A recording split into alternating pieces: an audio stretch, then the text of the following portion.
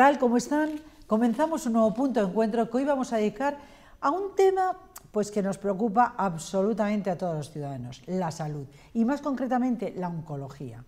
Hablar de oncología pues es hablar de cáncer, palabra tabú que nos asusta a todos. Afortunadamente, aunque no esté erradicado, hay muchos tratamientos muy eficaces que en diversas patologías llegan, bueno, pues incluso a curarlo totalmente, y otros muchísimos en los que con los tratamientos adecuados se controla su expansión. Hoy hablaremos de algunos de estos tumores que, a pesar de ser cancerígenos, cada vez están más controlados, pues como pueden ser, pues no sé, el cáncer de mama o el de próstata, por mencionar dos de los más conocidos y en los que se obtienen fantásticos resultados. También les contaremos cómo ha sido la conferencia Salud November dedicada al cáncer de próstata, que se ha celebrado recientemente en la ciudad vallisoletana de Íscar y cuya ponente ha sido pues nuestra invitada de hoy, la doctora Carmen González Sansegundo.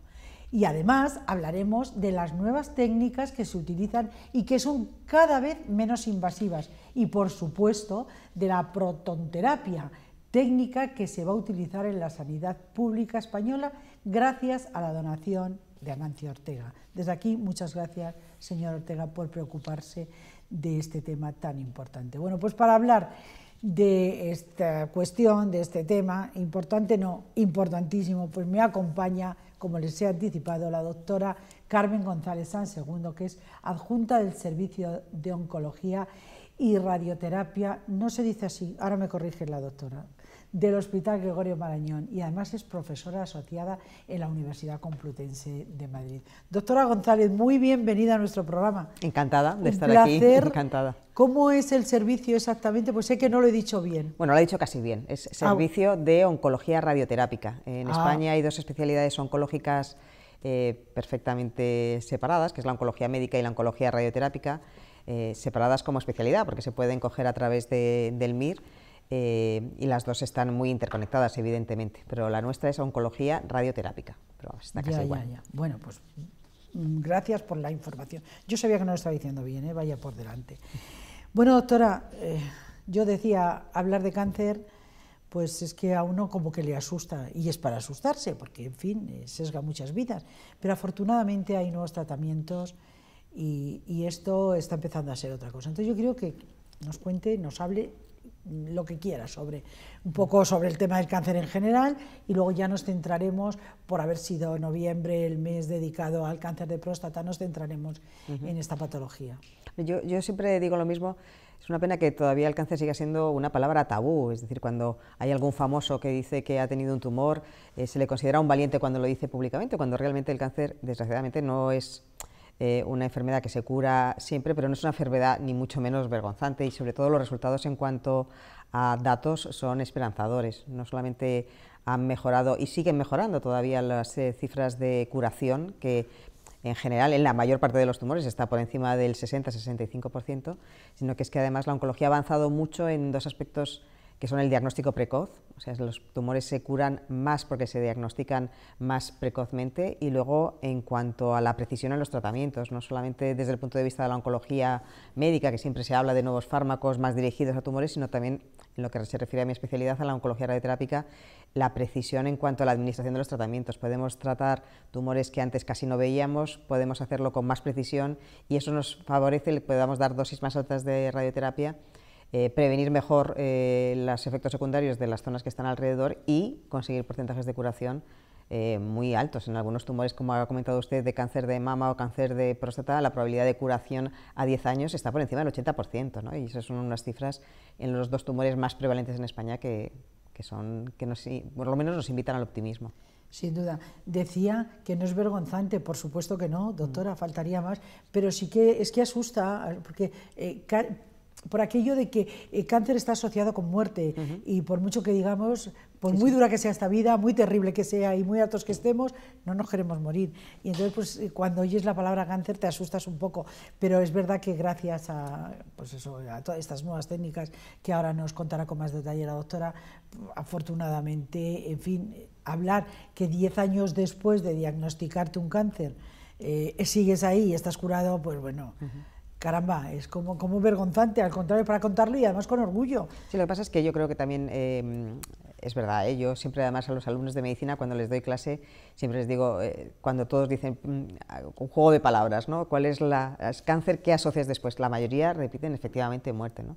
Y hay que desterrar esa idea, ¿no? Y yo estoy de acuerdo, o sea, a nadie le alegra, ni muchísimo menos, tener unas malas noticias, pero sí un poco cambiar la idea de que no hay que comunicar, hay que decir las cosas, que la información es buena, hay que saber lo que el paciente le espera o puede ofrecerse en cuanto a los tratamientos, siempre ayuda a que los pacientes afronten la enfermedad con no voy a decir con optimismo, pero con más entrega y con más esperanza. Bueno, vamos ya a centrarnos dejando claro que no tenemos que tener miedo, al contrario, lo que hay que hacer es, pues esto es como todo en la vida, que las cosas no pasen, pero que si pasan, que lo sepas y afrontarlas. Es que esa es la pura realidad y con esto ganamos mucho camino, porque el querer ocultar una realidad casi siempre conlleva a un problema serio, que no tiene por qué serlo. Así que vamos a centrarnos en la curación del cáncer. Decía yo que como November es el mes dedicado al cáncer de próstata, pues le íbamos a dedicar el programa hoy a esta patología. Entonces vamos a hablar primero qué es el cáncer de próstata y después ya les he dicho que la doctora ha participado en unas jornadas que ha habido en ISCAR en Valladolid y ha sido la ponente, con lo cual que nos cuente también cómo se ha desarrollado. Me consta que ha ido muy bien, que ha salido todo genial, pero que nos lo cuente ella en primera persona. Entonces empezamos hablando, doctora, si le parece bien, pues nos dice qué es el cáncer de próstata, cómo se diagnostica, en fin. Bueno, el cáncer de próstata es el tumor más prevalente en los hombres, es decir, ya ha sobrepasado al de cáncer de pulmón. Afortunadamente el cáncer de pulmón, el pronóstico es peor. El cáncer de próstata, bueno, pues como su propio nombre indica, la próstata es una glándula que todos conocen que está en un lugar estratégico entre la vejiga, el recto, abrazando la uretra, y a pesar de que es un órgano que tiene una función a partir de los 50 años escasa, porque lo único que hace es producir un líquido seminal para favorecer la fecundación, es verdad que es el órgano que más tumores produce en los varones. 1 de cada 8 varones en Estados Unidos va a tener un cáncer de próstata. Y, ¿En Estados Unidos? En Estados Unidos. ¿Es y diferente aquí? En España estamos ese dato no existe, pero más o menos estamos en 1 de cada 10 varones a lo largo de su vida. Es verdad que es una enfermedad que aparece sobre todo a partir de los 50-60 años y en general el pronóstico es muy bueno porque se diagnostica muy fácilmente. Es decir, el cáncer de próstata tiene la ventaja de que hay un marcador en la sangre que todos seguro que conocen, el famoso PSA, y casi siempre el PSA alerta al paciente de que hay que ir al urólogo, de que hay que hacer un estudio para llegar al diagnóstico de cáncer de próstata, y eso hace que en la mayoría de los casos, hasta en el 95% de los casos, los tumores de próstata estén localizados en la próstata, que eso es lo que determina las posibilidades de curación y que las cosas vayan bien. Entonces, el cáncer de próstata en general, ya digo, se comporta de una forma, yo siempre lo digo a mis pacientes, amigable en general, y la mayoría de las veces el pronóstico lo determina que la enfermedad esté exclusivamente, como digo, en la próstata, y los tratamientos tanto de cirugía como de radioterapia consiguen unos excelentes resultados de curación. Doctora, ¿ante qué síntomas debemos de acudir al médico? ¿O no hay síntomas? Es un cáncer más bien asintomático. Es un cáncer asintomático. Como con el COVID, que hay veces que es asintomático. El cáncer de próstata es un cáncer asintomático. O sea, que tiene que ser una revisión, igual que nos hacemos nuestras revisiones anuales, una revisión que se deberían hacer todos los hombres a partir de los 50 años. Se recomienda. Eso hay mucha... algunos dicen que efectivamente hacer un cribado, un screening, como se hace en el cáncer de mama o en el cáncer de cervix, en el cáncer de próstata realmente hay información contradictoria, pero en general es tan fácil pedir un PSA a los varones a partir de los 50 años que se recomienda y se hace de forma regular, porque lo que dicen, el cáncer de próstata es asintomático casi siempre. O sea, si un paciente tiene síntomas, no está provocado por el cáncer de próstata, salvo que sea un tumor muy avanzado, sino porque tenga una hiperplasia benigna de la próstata. ¿Eso qué es, doctora? La hiperplasia benigna es una próstata grande, hablando mal y pronto. Claro, claro, no, es que la hiperplasia benigna es lo que da síntomas, porque realmente si un paciente tiene... ¿Pero eso uno no lo nota? Bueno, lo notan los varones sobre todo porque empiezan a orinar peor, con menos fuerza en el chorro de la orina, orinan más veces, se levantan más veces por la noche, algunas veces tienen que hacer esfuerzo para hacer pis. Entonces, esa sintomatología está motivada por la hiperplasia benigna de la próstata, que significa que la próstata es más grande de lo normal, ocupa el espacio que debería ocupar la vejiga, muchas veces comprime la zona de la uretra y eso favorece el que tenga sintomatología. Y, habitualmente la historia suele ser así. El paciente tiene síntomas, va al urólogo o su médico de atención primaria le pide un PSA, el PSA está alto, el urólogo le hace un tacto rectal y a partir de habitualmente de un PSA de 4 más síntomas o la presencia en el tacto rectal de algún nódulo, pues ya empieza todo el estudio con una biopsia que confirme que tiene un tumor de próstata. Pero en general un tumor de próstata no suele dar ninguna sintomatología, es el PSA el que alerta muchas veces con mucho tiempo de antelación antes de que haya problemas.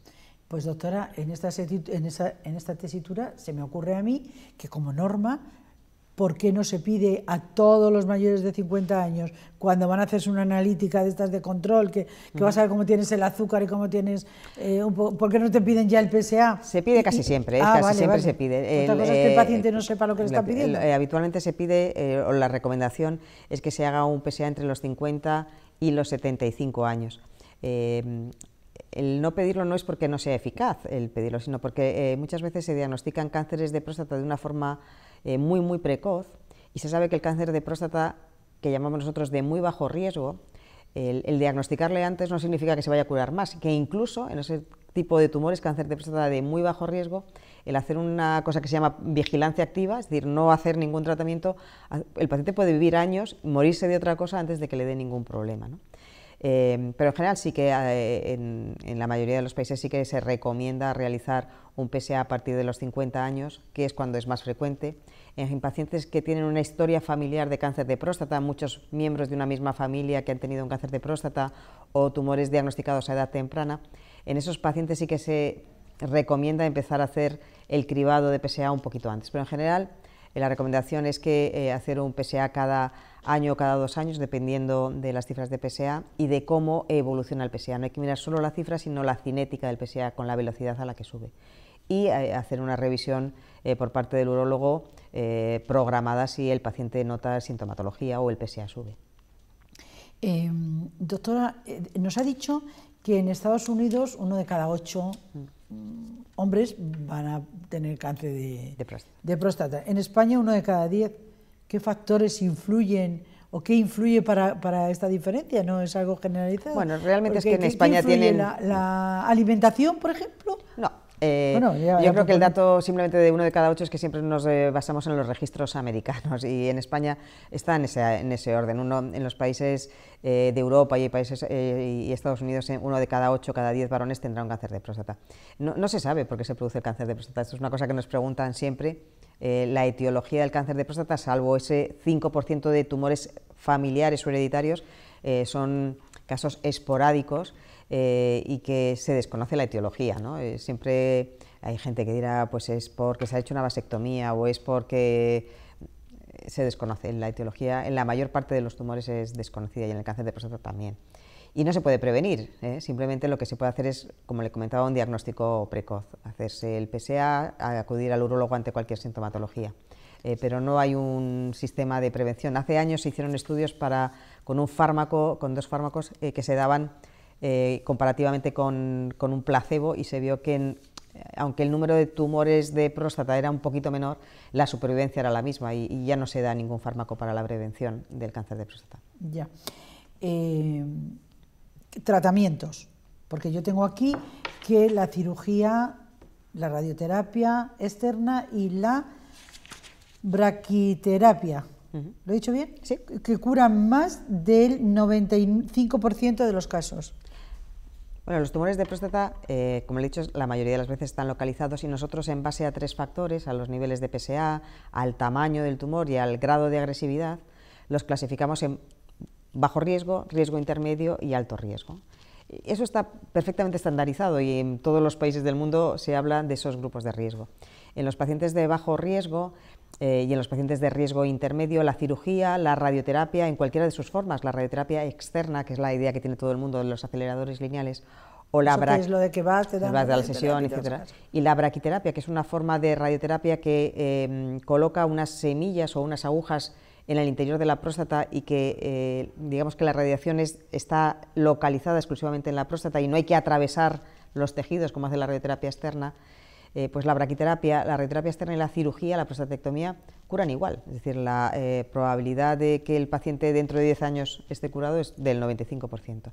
Y elegir una y otra pues depende un poco de las preferencias del paciente, lo primero, de enfermedades que pueda tener el paciente asociadas, del tamaño de la próstata.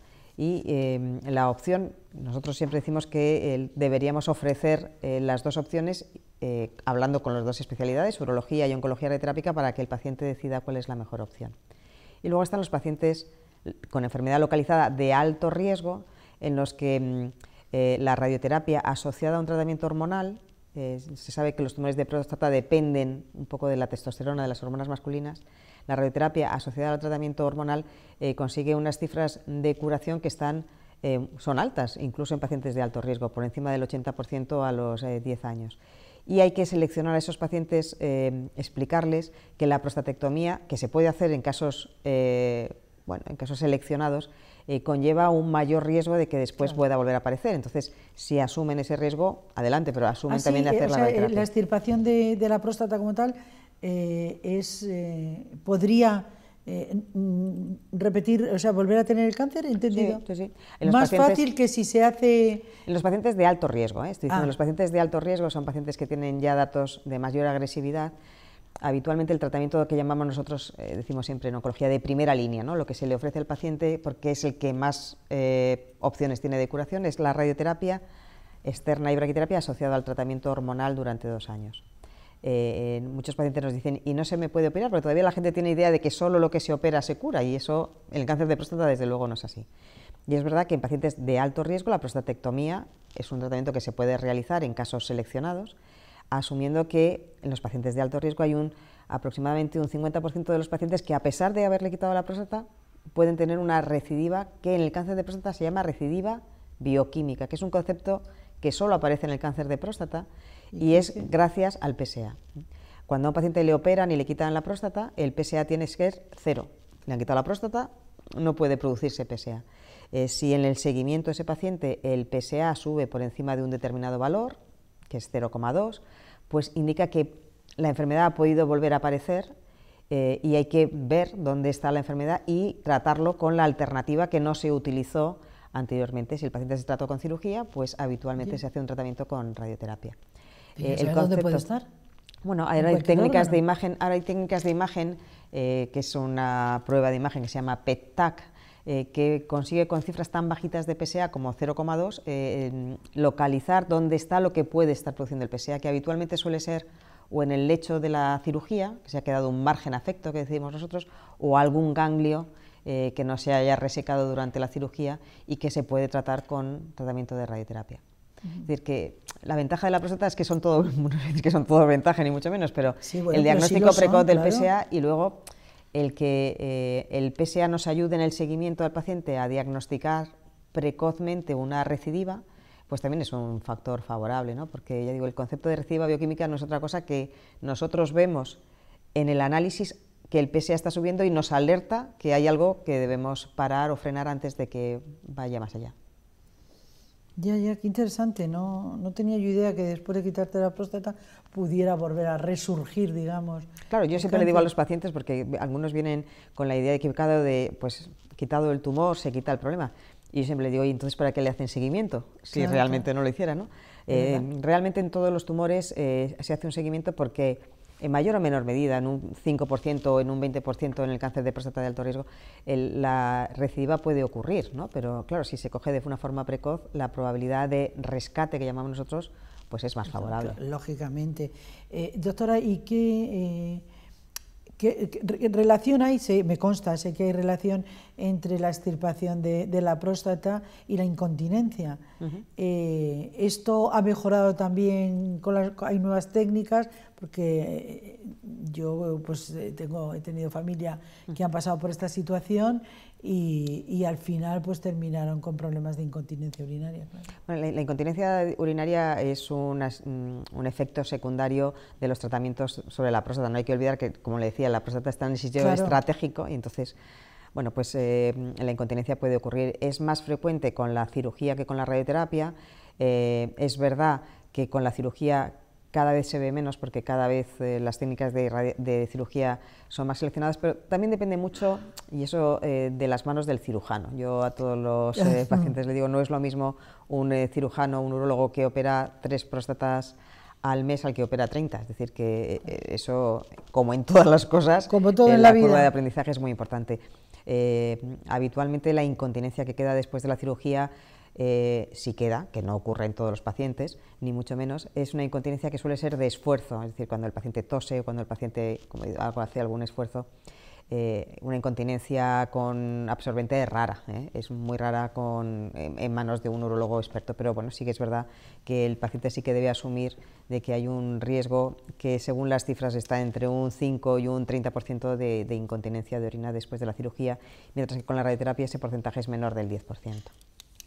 Tenemos otros efectos secundarios, no quiero decir yo que la radioterapia no los tenga, pero bueno, la incontinencia desde luego es menos frecuente. Pero estos programas los hacemos para que todos los que nos ven sepan que puede haber estos efectos secundarios, que cada vez están más controlados y que afortunadamente pues se solucionan, pues unas veces como todo, unas veces mejor que otras, pero yo quiero que sepan los espectadores que puede haber estos efectos secundarios, pero afortunadamente controlados.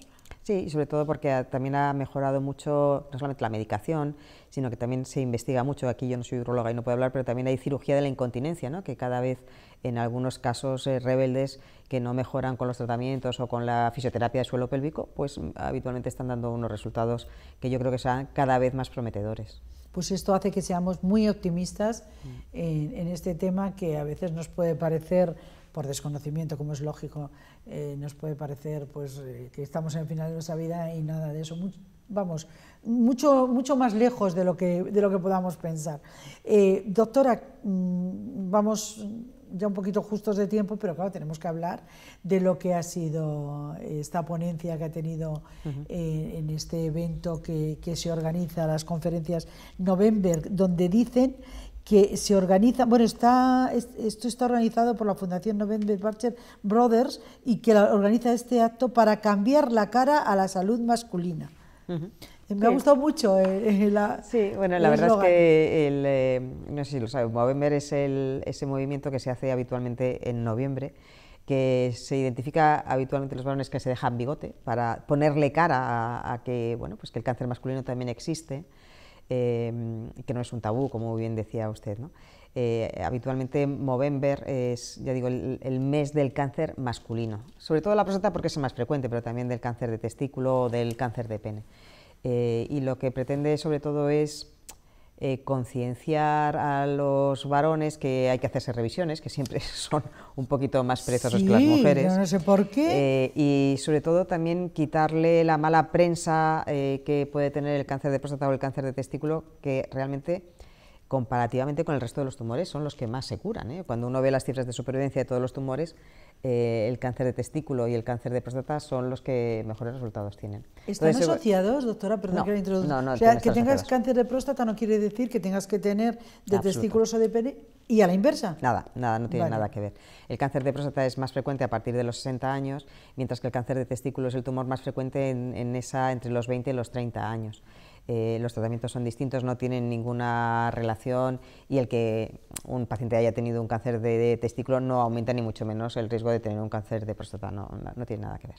Vale. Entonces, bueno, la idea es sobre todo las fundaciones lo que pretenden es divulgar, ¿no? Quitar mitos sobre el cáncer de próstata, que yo lo que pretendía en estas reuniones, aparte de lo que les estoy comentando, es que un paciente que se trata de la próstata después puede y debe hacer una vida normal, que la mayoría de los pacientes están bien y siguen estando bien durante mucho tiempo, sin prácticamente sintomatología. Los pacientes que vienen a radioterapia, yo digo, esta es la consulta del paciente sano, siempre lo digo cuando tenemos las revisiones, porque la mayoría de los pacientes están fenomenal, ¿no? Y los pacientes pueden montar después en bicicleta, pueden hacer...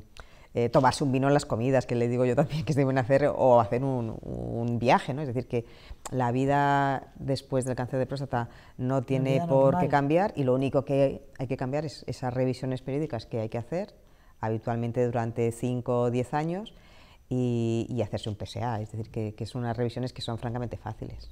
Pues eso, tenemos que darles visibilidad, como dicen, cambiar la cara a la salud masculina. hay que hacerlo y hay que seguir trabajando en este tema.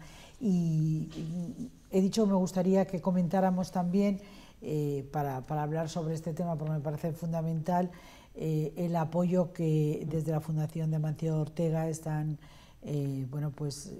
muy entregados en el tema del cáncer.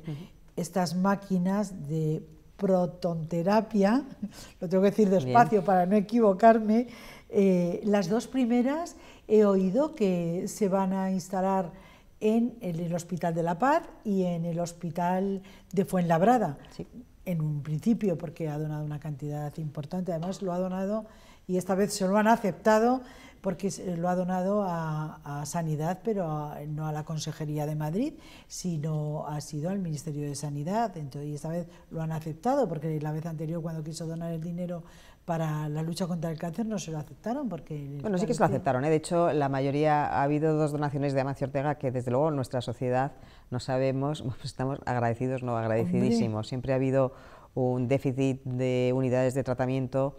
Le aceptaron, el Gobierno de la Nación le aceptó. Bueno, fue criticado, pero realmente aceptado sí. De hecho, nosotros tenemos 2 de nuestros aceleradores. Yo me acuerdo que la Comunidad de Madrid dijo que se lo aceptaba la Comunidad de Madrid para ponerlo en marcha aquí. Casi todas las comunidades, las comunidades que yo conozco, sí, otra cosa es que haya habido críticas, pero la donación... Cosa que no entiendo, lo tampoco, de las críticas. Nosotros tampoco lo entendemos, y desde nuestra sociedad se hizo un manifiesto diciendo que la Sociedad de Oncología Radioterápica aceptaba de buen grado y sobre todo con un agradecimiento enorme, porque siempre estamos faltos de unidades de radioterapia, siempre hay una lista de espera, y todo lo que sea unidades nuevas nos vienen bien, y sobre todo reemplazar algunas que ya estaban obsoletas. Entonces hace como 10 años hizo una donación que tardó mucho en ponerse en marcha, muchas veces problemas administrativos, estratégicos, pero por ejemplo en el Hospital Gregorio Marañón, dos de las unidades que tenemos ahora son donaciones con el dinero de Amancio Ortega de la vez anterior, ¿no? Y se lo agradecemos enormemente, porque ya digo, permitió modernizar todos los aparatos que teníamos. Y luego pues España estaba hasta hace muy poquito absolutamente coja de unidades de protonterapia, ¿no? ¿Qué es esto? La unidad de protonterapia son... Bueno, pues con protones, también es radiación ionizante. La diferencia es que habitualmente los aceleradores lineales normales utilizan electrones que se aceleran y que chocan y producen electrones y fotones, mientras que la protonterapia son unidades que producen protones, generan protones, que digamos que su distribución de la radiación es distinta con respecto a los fotones, y tienen la posibilidad de, por decirlo de alguna manera, de frenarse en seco, es decir, llegan a un sitio, depositan la energía y lo que hay por detrás prácticamente no recibe radiación, con lo cual en algunas localizaciones, sobre todo en tumores infantiles, lo que se ha visto es que puede disminuir la dosis que le llega a las estructuras que están alrededor de la zona que tienes que tratar.